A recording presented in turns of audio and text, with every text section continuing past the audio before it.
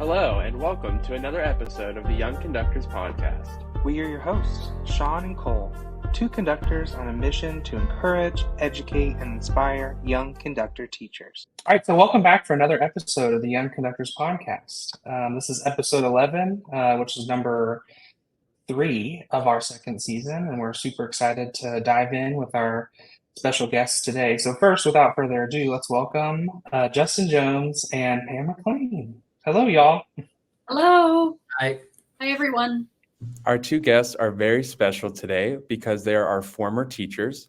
Mrs. McClain was Cole's high school choir director, and Mr. Jones was my middle school and high school strings teacher. Yes, like I was saying earlier to Sean, it feels like Mr. Jones has been with Sean for a very long time. So we're excited to hear all the burning things, maybe some embarrassing stories with Sean along the way. We'll see. So to start us off, with all of our loads of questions that we have to pick y'all's brain today, the first thing that I'm wondering, and we'll start actually with Mr. Jones, I'm wondering, why did you choose to become a teacher? I was one of those odd kids, as my grandparents told me, that I had, kids do things when they're little and whatever. So I always felt like I had my grandparents ask for a Christmas gift one time of a teacher bag. And that was second or third grade. So I kind of always wanted to be a teacher, but I think it was when I had some really great memorable experiences, really started studying privately with my private teacher in high school, and just kind of having some of those more in-depth experiences that it kind of pushed me toward music. People enjoy things that they do well, and I felt like I was being led, and I had success with my teachers and things like that. So it kind of all worked out, mixed music and teaching together, and music education, we have it. Yeah. So did you always know music was going to be the option? Or did you dabble in another? I did not. Actually, when I was in middle school, I thought I wanted to be a math teacher. Oh, nice. Because that was probably one of my other favorite subjects. I enjoyed you have an answer, there's a reason for it, and that kind of thing, logic.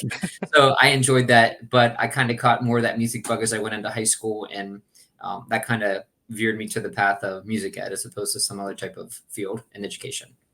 You definitely strike me as a kid who would play school at home. You probably made your brother be your student. You're like, here's a paper, write your name on it. I didn't go that far, but I still have it packed away somewhere in my garage. I still have that bag. Yeah. Oh, that's sweet. What about you, Mrs. McClain? When did you decide to choose the path of becoming a music teacher? Well, you have to go all the way back to first grade with me. I won't bore you with every grade details, but I'm going to say my parents were the encouragers. Mm-hmm. They were, they had lovely voices.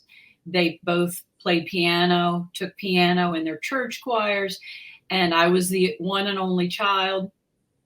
And for 15 years until my sister came on. So they provided me, we didn't have much financially, but they would save, and they provided me with so many opportunities at an early age. So I just dove in with piano first grade. I had mentor teachers, even when I was young, that gave me opportunities to perform. Fourth grade, I got to accompany a little sakura play, and I accompanied my sixth grade choir. And then I just found that every music teacher that I had, they were just phenomenal. And it was those mentor teachers and my parents that were encouragers that I was just driven to enjoy the whole experience, music experience along the way. And it just felt like that's where I was headed, and I wasn't even really thinking about it. I wasn't even considering that. I just thought, well, this is my path. And I really felt like I was led to do that. Mm-hmm. So with what you just said, as you and Mr. Jones are both incredible role models for both of us, we're sure that you both also have role models. And if you'd like to have a chance to shout them out, that would be great. Mr. Jones, myself. Yeah, Pam, you can go ahead. Yeah, go ahead and share, Pam. Yeah. Mm-hmm. Well, to piggyback off of that, I had a pipe organ instructor named Kathleen Reel. And after I'd had piano for 15 years, my little sweet neighbor lady who gave me piano lessons, who that's what we could afford. But, after John Schaum, book 12, I knew it all according to her. So I thought, well, why shouldn't I go into pipe organ when I'm 15? And so Mrs. Kathleen Reel made me audition to become her student. And I thought, what? And just to become her student. And so I'll never forget, I was 15. I went in, I played Flight of the Bumblebee. And Wow. I thought, I'm going to really impress her. And I was 15 and I still remember this. I'm 61. She said, how do you get over those keys with such atrocious fingering patterns? It just kicked me to the curb. But I learned more from her in 3.5 years, than I did in piano from first grade. And she was a tough love kind of teacher that I just respected, because she did not, she would just put the cards out on the table. If I didn't practice, I would drive down to the church to if I hadn't practiced that week, she would hand me the check back and say, no, you don't want to waste your mother's money, do you? And, I would have to go home and tell my mother, I need to practice more. So, and can you believe I'm telling these tough love stories, but she made such an impact on me. And I have to tell you one more thing. She also said, it was my sister who had the long fingers and took from Kathleen Reel as well. And she noticed that my sister was the fabulous organist. And Mrs. Reel one time said, you have a beautiful voice. And so that meant, I think maybe I should go that route. So in comes my choral teacher on the high school level. And her name was Jean Singer, and she just passed away a week and a half ago. And I just said, what an appropriate name, Jean Singer. Mm-hmm. And she's an icon. And she became a dear, dear friend. But I just always said that I just respected her influence over my life, that I just could never call her Jean. And she would always get upset with me and say, don't call me Mrs. Singer, call me Jean. And I said, okay, Mrs. Singer, so Jean Singer. And then I had two on the collegiate level that came to mind immediately, Dr. Judson Bracey from Alderson Broaddus and Dr. Tim DeWitt from Alderson Broaddus. They were both, I was not an instrumental side per se, but they just became such great, not just teachers, but friends, and they cared about you. So those are the names I'm throwing out there. It's funny because Sean and I both had Dr. DeWitt at our time during WVU, and so that's kind of awesome to have that similar experience. Because I'm assuming he was your brass teacher, brass well, also I'm thinking it was like form and analysis, but nice, yeah. Okay. I will say that I broke him in. My class broke him in because I had him as a first-year teacher on the college level. He came from the West Virginia Symphony.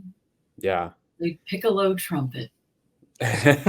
He's a wonderful person, and still able to see. He would bring his dog to class sometimes, and also the peanut butter cake or peanut butter pie. Cake. Yeah, so good. Yeah, good memories with dogs. Yeah. Sure. Mm-hmm. So, Mr. Jones, why don't we move to you? If you want to name some role models that guided you towards this career. Yeah, so after hearing Pam say about some like her experiences, it makes me think back to like, it'll kind of go hand in hand with this. I think about people that I had as teachers that kind of put me in positions to be successful and to have those unique opportunities. It's just funny. I always tell students, like, the music world isn't that big, and it's gonna come together real quick in these people. The first one is when I was in middle school, I had my middle school band director, Terry Bartnicki, which Sean had received instruction from as a student too. Her daughter was a bassist, a professional bassist, went to college, stuff like that for it. And I remember there was a bass in the band room at the middle school, which is now one of the schools where I teach at. And she was like, you should really think about picking up another instrument, because she knew I played violin. But then we went to, it was like a showcase afternoon with the Wheeling Symphony Youth Orchestra, which was Ovations at the time. And they took some small ensembles and we went and played. And the youth orchestra played after that. And she says, you need to do this. And then she put me in contact with Ben Podolsky, who I then started taking private lessons with in 8th grade, which then led me to actually transfer school districts to go for that experience in high school. And, you're talking about people who have longevity and stuff like that in your life. It went from teacher to friend, colleague, mentor, like everything of it. He and I talk quite frequently throughout the week about just so many things. But I would say he kind of was that person when we talk about like private lesson people who have that impact on you. That was where that came from for me. And then I had a ton of really other great role models in my high school career. Not all of them that I had, but Pat Garrett, again, now a friend, colleague, just things coming full circle. And I think I reiterate to high school, those people giving me the opportunity to, I think like Pam said, you get in those situations and after so many of those memorable experiences and success, you think, well, I can't think of anything else I should be doing. This is what I should be doing. Yeah. So I definitely think that was, a lot of great people in that way. Going to college, I had a lot of, I was thankful for, I thought at the time my violin professor was going on sabbatical for a year, and I thought that was going to be the end of the world because it was my junior year. And I'm like, oh no, but that ended up kind of being one of those blessings where I got to study for a year with a visiting professor who had a completely different perspective. So it was great to be able to have two of those close mentors that you worked with. John Wilcox, Christo Popov, that I took lessons with during those college years. Again, setting you up and giving you opportunities that you wouldn't have otherwise had. And I think, like Pam was saying, again, I go back to that. It sets you on the path of like, yeah, this is it. You're getting opportunities to do things. They're guiding you, and it just kind of reassures what you're doing. And then, coming back into the teaching world now, I think about, like I said, Ben Podolsky and, another person, Mary Hanley. She was my kindergarten music teacher for 1 year. And from that 1 year, the only year I had her, she's been a huge influence and support all the way through for that. So numerous people, that have supported that and along the way. So very fortunate to have a lot of those people along my musical journey thus far. It's great to hear you talk about how your teachers gave you the opportunity to succeed, because you certainly did that for me with like strings camp. You would say, why don't you take these like 2 or 3 fourth graders and help them out?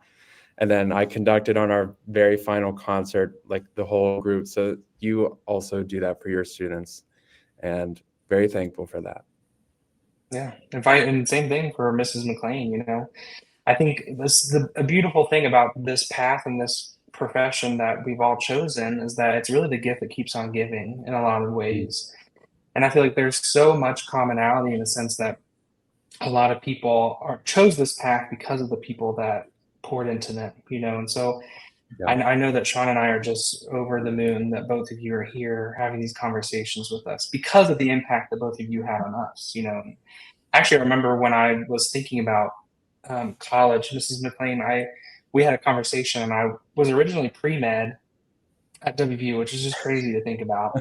Honestly, I wanted to be a psychiatrist. I don't know what was going on, but I remember you telling me, you're like, "Are you sure you want to do that?" And I was like, "Well, what else? What else is there?" And you were like, "What about teaching?" And I was like, "Oh, like maybe history." And you were like, "Music." And I was like, "Oh," and it was just like, "Oh, is that like?" that unlocked a door for me, and then all the opportunities you gave me my senior and junior year definitely helped influence that. And so I know from the bottom of our hearts, we really appreciative of y'all, just like you are of your role models, and how special it is to now have these conversations in a different light other than students. How many years since we've graduated high school, and here we are in our own career paths. It's pretty exciting. So I'm wondering. I would just say, I'm sorry. I would just say the theme is teachers inspire teachers. That this is like Justin said, full circle moments when, I know Justin, I'm sure just as proud sitting here now as you are. You all are asking us to be on your podcast. We're thanking you for, just carrying on a legacy that will be more grand than anything that I could have ever shared, as a professional. So that's, I think the whole point is to watch students grow, develop, make music them a part of who they are, and give back in their own ways. And then it becomes even more grand than what your experience was. And that's the goal, is to want the best and betterment for your students. So teachers influence other teachers, and it is a wonderful full circle. And just as Justin said, you can't just give credit to the high school. I feel honored that you selected me. You have a lot of names on your list. But there are tidbit moments that are pivotal for your growth and development and where you're headed next, and whatever path that road leads. And I too had a kindergarten teacher. She was went to our church, but she was a wonderful kindergarten teacher, and she would have us bring in for rest time, nap time, albums. Our favorite album that we wanted to bring in. And, I would bring in Mary Poppins, or musicals or something. And we would all, lay on our mats, but she would say, well, Pammy brought in, this record. Yeah. So, and I was 5, for heaven's sakes, but she was such a lovely person that included music into her kindergarten class. And Mrs. McDonough was my elementary teacher, and she saw something in me that said, you can accompany my 5th and 6th grade choirs. And I mean, how wonderful was that? I mean, she had faith in me. And just like Justin said, then you started seeing, oh, would you lead that sectional? Would you play that part for this group? And those little tiny leadership roles just flourished into a profession. They're pretty profound, even if they seem small in the moment. I can think about how my senior year, I conducted the alma mater at every single award ceremony as part of the student leadership team. And that seems silly now. It's but I remember I loved every single moment of it. And I felt like there was trust on a certain part that you were giving me this opportunity to do that. So I couldn't agree more. But to transition for the sake of time and all that jazz, I'm wondering, Mr. Jones, do you have just a favorite moment of teaching, something that pops in your head? I know that there are probably many for both of you, but I'm just wondering, do you have one specific moment?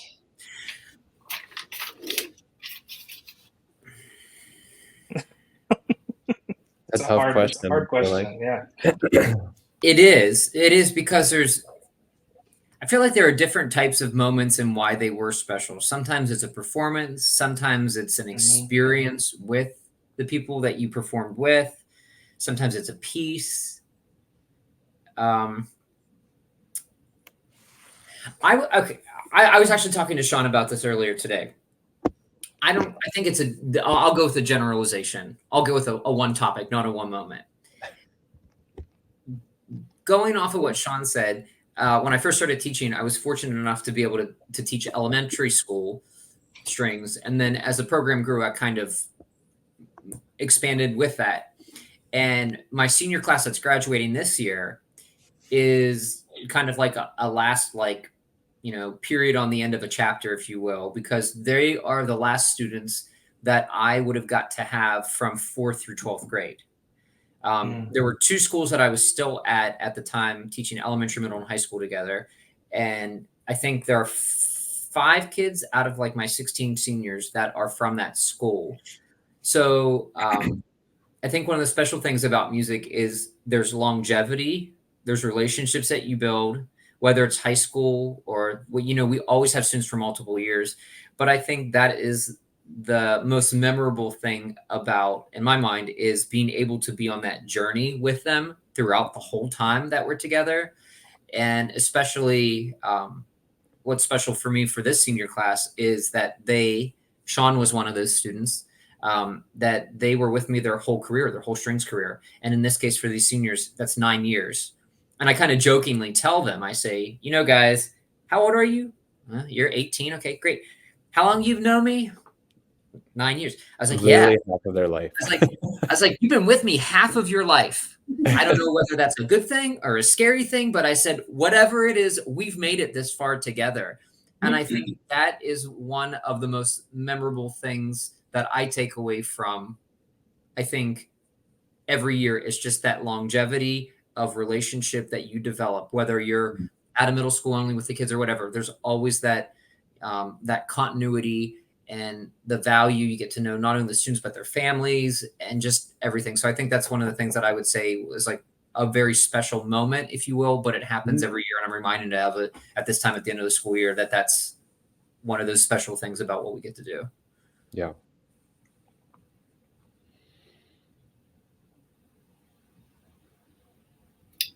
Would you like to hear my side? Yes, Mrs. McClain. Yes, please. Just like there's no one moment, but it does come in an overview, and that is it's always intimate and personal between the ensemble and myself. It's not really an audience shared moment.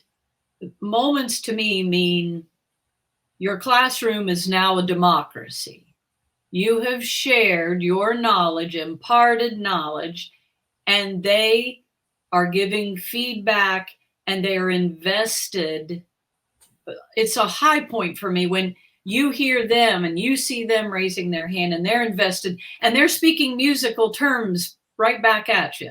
And they're holding themselves accountable for music. And that's, they don't know it, but like, fireworks are going off, in my heart, thinking they've really taken they understand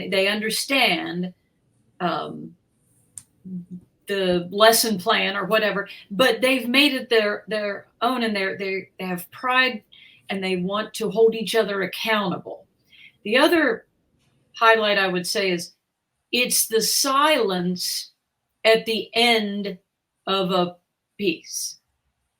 It's those few nanoseconds that allow you to take in what was just performed and make decisions about that piece in constructive ways, in positive and in constructive ways. So there's a lot said for silence at the end of a piece, that just those few seconds that cause you to, it's a special time. It's a special time that causes you to reflect and feel that experience that just happened and that you just created. Mm-hmm. It's beautiful. So I'm wondering. Oh, okay. Sorry. Oh, no, go ahead, Sean. Okay. Yeah. So with all these conversations, it's very apparent that literally your whole entire heart goes into this type of career. And then some. Yeah, right. And Mr. Jones and I actually were talking about this earlier today. Like, even when you're not at school and you're not doing something that's specifically for your job, you're still doing something else that is probably music related. So I think it's very easy to get tired or burnt out. And Mr. Jones, do you have any type of thing that you do when you start feeling that way? I know we talked about like the weekends, like make sure the weekends are an actual weekend and try not to plan anything. So if you have anything, any advice on burnout or being tired? Yeah, I think there's a couple of things that I do that I think kind of have helped keep that. And I think it's something that you develop over your teaching career. Pamela, I'm sure we'll have a ton of input on that. Having a really long and successful career. I mean, so far, I would say that first of all, your body is going to tell you when you need a break. Mm-hmm. It's going to tell you, and when it tells you, you need to listen. So that's the first thing, and whatever that means for you. Sometimes I think I know. Kids joke about it, but I joke about it. I'm like, I have a bedtime as a grown adult. I have a bedtime, and I do that because I know that I need a time to shut down and shut that off. I think also knowing what can be left for tomorrow. I think walking out at the end of the day, my desk, if I have a clear desk, doesn't matter that everything's done, but that I can walk out and I have a clear space that I can walk into with a clear desk the next day. That sets me up for, regardless of what happened the day before, whether it was good, whether it was bad, whether it was up, down, whatever. I go in with literally, figuratively, a clean slate that I can start with and restart. That kind of helps me. And it also gives me an endpoint closure that I can do. That's not always possible. I will say it's not always possible, but I think also finding times to maximize when you're in your building and your job to do your job. It's really easy, I think, to get caught up in other elements of the school and stuff like that, that really don't do you any good as a professional, as a person. And it's just extra pollution that you can be utilizing and maximizing. If you have a 40-minute plan, did you use that 40-minute plan today? You didn't? Well, you have nobody to blame yourself for not having it and taking advantage of that. So I think making sure that you're using all that time. And, there are times of the year when it does get to be a lot. And there are some times where I've come home and I've shut down, like turn off the electronics and like, nope, radio silence. And you just need some time for yourself to step away from things. And I think all those are good. And I think it's also listening to your body, listening to yourself, knowing when you can push and when you need to say, hey, we got to step back and reevaluate things. Yeah. So again, that's different for everybody, but I think just being self-aware of that and having some strategies for how to do that for whatever your situation is. Yeah, that's great. I never knew you were so zen. That's good to know. I will say also that coming, like, as I've gotten more in my teaching career, I think I've realized not everything is worth your energy. That where do I want to put that energy? And I want to put it in the classroom and make sure that whatever focus I'm doing is on that time that you have with kids in the classroom. Yeah. And so and I'll go even one step further. I think it's about mindset and how you frame the situation. In life, anybody can say it. You can say, okay, it's a very basic thing. Let's say you're going outside and you're an elementary teacher and it's raining outside. You go, oh my gosh, we have to be inside for recess. No. Okay. Yeah. It probably is miserable. I would agree with all those kids in a small room, but how can you frame that in a way that says, we get to be inside today. I'm going to teach all the students how to play Go Fish. They don't know card games. They're on screen. What are you going to do? And the kids will give back to you what you give them. So I think going with that same thing, setting that up for a mindset of how are we going to handle a problem, I think all goes back to trying to avoid burnout and just stay refreshed and renewed, because sometimes you got to have that.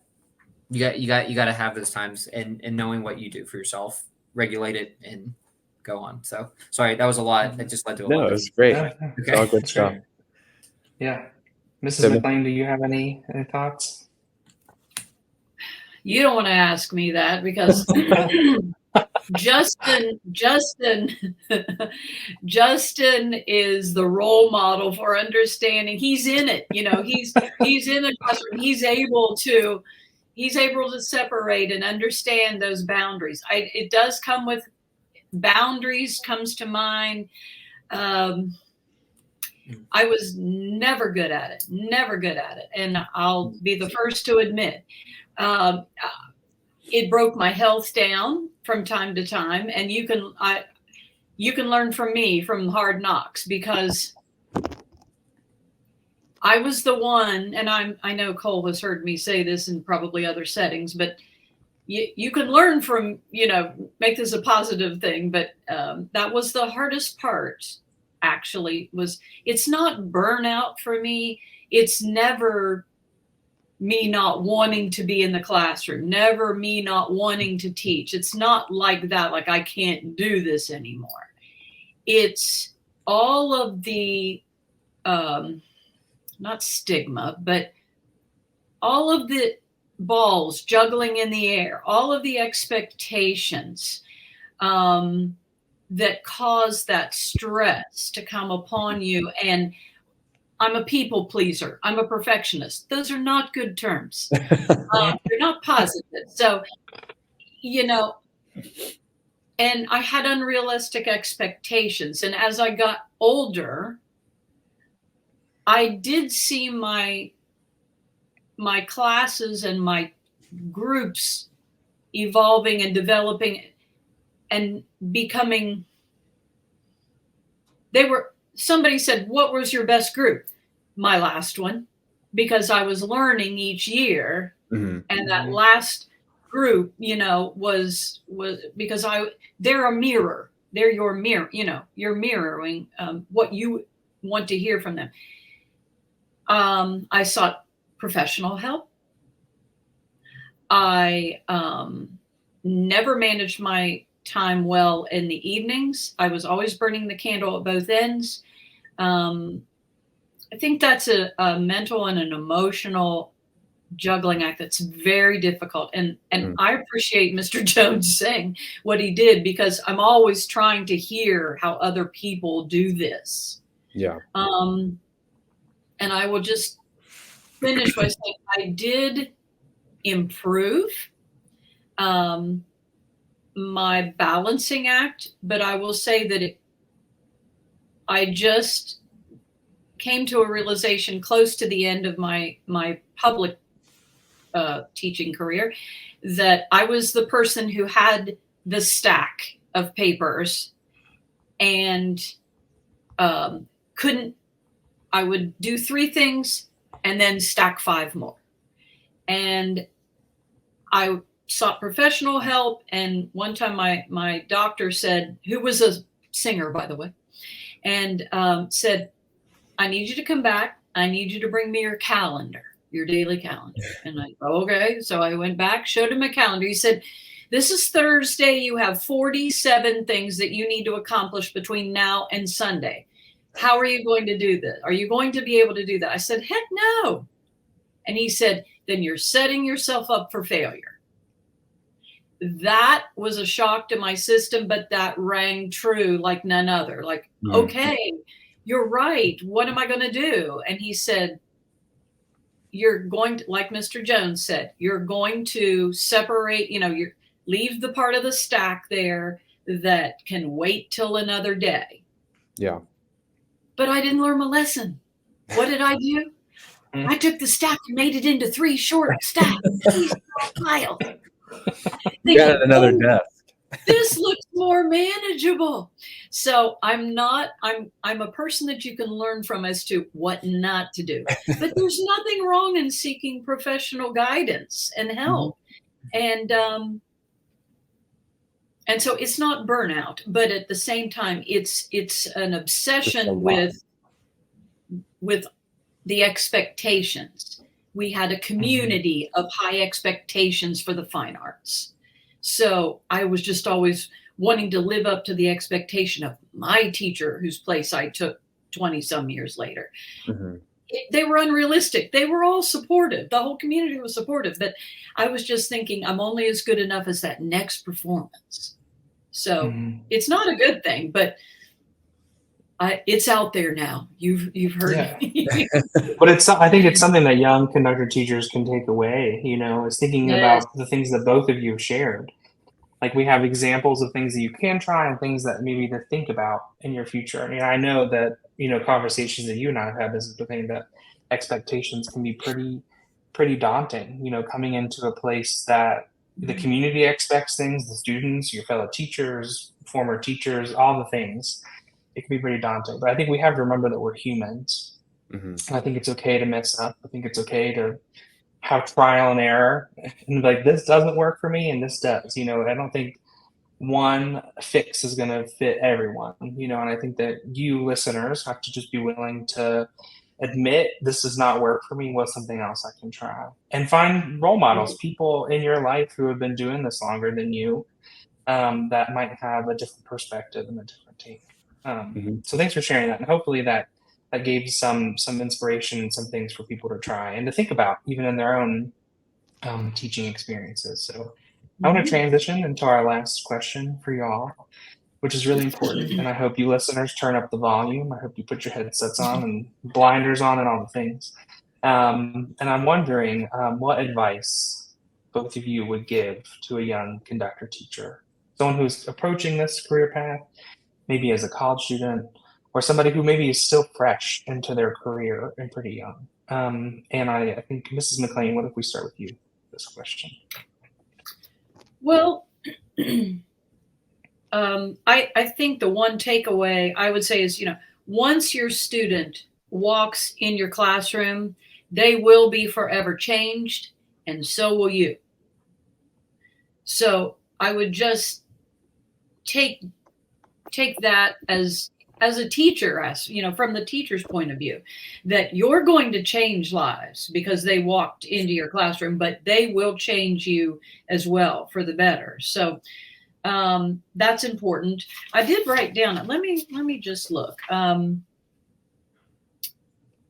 So I would say to music teachers in general, you'll never regret the profession that you're in. You will never regret becoming a music teacher. You knew going into this that it wasn't going to be about financial. You knew it was going to be a rewarding experience that would last a lifetime. Let me see. So I wrote these things quickly. Do your homework. Know your student don't fly by the seat of your pants. Know your student population, and also know you have to set the precedent on the first day. And then you can pull back the reins. But that first day is valuable. I know there are lots of piddly things going on all day and you've got to take attendance, blah, blah, blah. No, you establish the environment that you want, the tone of the environment that you want in your classroom. You can always pull back the reins from there. But if you're working on establishing a rapport and, by the way, these are the rules, you'll just always be fighting that. So, always do your homework, always be planning ahead, plan in the summer for the next season. Don't wait for solo and ensemble to be a month away. You want to always plan ahead of time. So that's not just on the planning. Planning. I also want to say one little fun fact about Mrs. McClain. I thought about this actually last night in preparation for this. Is not only does she set the expectations, like what was it, routine and procedures at the beginning of the year, but she makes you define what a routine is and what a procedure is, or what a rule. I can't remember what your sheet was, and I think it was a contract. So not only did she set them, but she made you understand what a procedure was on the very first day. I think that kind of stuck with me throughout that time. So I think that's pretty good advice to be to set those up front and then follow through. That's another thing, to follow through with them. But yeah, I just tried to swap out the word rule and infiltrate procedure, because it was a positive reinforcement and rules sounded so negative. But you're right. I did give an easy 20-point quiz, and then I knew who my good listeners were going to be. So Cole, did you get a 20 out of 20 on my quiz? I hope because so. You were Mr. Jones, go ahead. Sorry, no. No, she's got more. I know she's got more. Yeah, go. Run them out. Just two more quick things. Establish attainable short goals, and then establish one grand dream. Something that you don't think that's attainable, but you're still going to work toward trying. So, attainable short goals, but one big goal, like, maybe a piece that you thought, oh, my group could never do that, but you're always working on it. So, yep. That's great. Good advice. I felt like Sean and I were looking into each other's eyes as Pam was saying some of these things. For sure. Sound familiar, Sean? It definitely does. It's like, well, you didn't listen to Dad, so listen to Mom now because she said it, Right. Right. I agree 100% about, setting up. I like Pam said, what was your best year teaching this year? Because it's ever changing. Your kids are never the same. You have your ways, but you can't teach.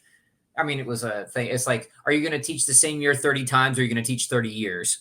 What are you going to do? Because it's a different group of kids. It's a different time. You got to adapt. But I think the first thing that she said was, you got into it. It's not going to be easy, but it's going to be rewarding. It's a career of passion, and planning, knowing what you want. I'll take it one step further. I always like to say, where do you want to be at the end? How much time do you have to get there? And then fill it in based on what the skills are. So I think about that when I'm picking rep. I got 7 weeks to do it. How do I realistically get here? And, day 0, the concert is not the day when you want to be ready to go. So I think planning out, like you said, you're picking solo and ensemble music, not in January, like, a month before it happens. You're picking it now. And I think that's something that's really challenging as a young new teacher, because you don't have anything to reference. You don't have anything to base it on. At that point, go find mentors, go find colleagues that have been in the building, been in your shoes, in your field, and be like, look, hey, I want some things that are going to set me up for success with these students. So I think just building and developing that bag of tricks, stealing ideas from everybody else, anything you see, write it down. I literally have a document that is string ideas, and I just throw them in there. And I started doing this a couple of years ago. It's like, what are 3 things that I want to do next year? What are 3 things that I want to do? They could be as simple as, I want to clean up how our room entry is at the beginning of class. And I feel like over the past 2 years, I've done that. We have a system, and it's great. I didn't think about that my first year. I also didn't think that was a priority. Maybe I'll pick a skill that I'm like, I really want my kids to learn. By the time they leave middle school, I want them to learn how to shift into a different position. Do I want them to be fluent? No, but I want them to have those experiences by the end of this year. And then maybe it's something for me. Like, I want, one of my goals this year was to apply for an honor ensemble. Okay. So that was something. And it's like, here are 3 things. There's so many things that you could do, but pick 3 things: realistic, a far-fetched one, and have it. And, maybe you're one of those people that you need it up above your computer or above your desk. Every time you look at it and you check up there, October, be like, okay. You get to January, be like, okay, this is going okay. Or you see, hey, I haven't even started my goal. Just something to, and I think the thing is, you put stuff in digestible amounts. You don't try to eat a whole sandwich at one time. Okay. You're going to get sick. So you take it in pieces. And I think that's the thing, Pam was talking about piles, you put them in the smaller things. And I think I say this all because this is stuff that, I struggle with trying to do a lot early on in my career. And I think it was trying to find that, where's that balance at and what's acceptable, and, meeting the goals of whether it's admin or community or what you think people are expecting of you.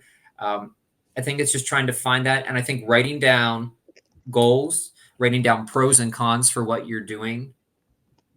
You put the weight on, is this really that important? What is the focus of what we need to do?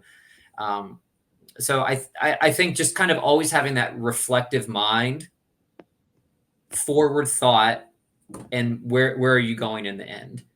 And I think just kind of checking in on those every so often reminds you, oh, do I need to get back, or are we still on the way to, the end of May with what we set out to do at the beginning? Yeah. Those are all really good tidbits of information, and I hope that people are listening in and feeling some encouragement and feeling some new ideas and ready for I'll say even though I hear this a lot from Mr. Jones, it is refreshing again as a first year public school teacher to hear all of these things again. And it's refreshing to hear what the both of you went through, like during your beginning years of teaching, because I'm thinking, oh, it's not just me. Like, this is just how it is with young first year teachers. So, and I think that's something too, that I think a lot of people think that it's just them. It's not. When you start talking to other people, I'll say this also: find someone that you can talk to freely and trusting to be able to share. You need to have an outlet. That I've always had one colleague that I have been able to go to and share, as I knew that was going to be able to be shared, would give me honest feedback, and I didn't have to worry. And I felt safe about, sharing frustrations, trouble in the classroom, all those things. And just knowing that you have those other people who understand what you're teaching, what you're going through, and can kind of empathize with you while also kind of grounding you back to, like, okay, you can do this, that kind of thing. Yeah. Well, thank you, Mr. Jones, and thank you, Mrs. McClain. This has been wonderful. And I think that our listeners and viewers will definitely appreciate this episode as much as we have. You. So, for sure. Thank you. Yes, thank you very much for having us. Yeah, of course. Really enjoyable. Thank you. And all the best to both of you. Well, thank you. Well, thanks. Appreciate it. We're all on this journey together, so you both are along for the ride, whether you like it or not. So that's true. Yeah, we're excited to see what happens, and I think I speak for both of us when we say that we hope that we have a fraction of the influence on our students as you both have had on us. So, yeah. Well, thanks so much for tuning in to this amazing episode, and hopefully you found some tidbits and all the things. Yes, thanks again, both of you, for joining us. And without further ado, we hope y'all have a great rest of your day. Thanks, everyone. Thanks, everyone. Thank you.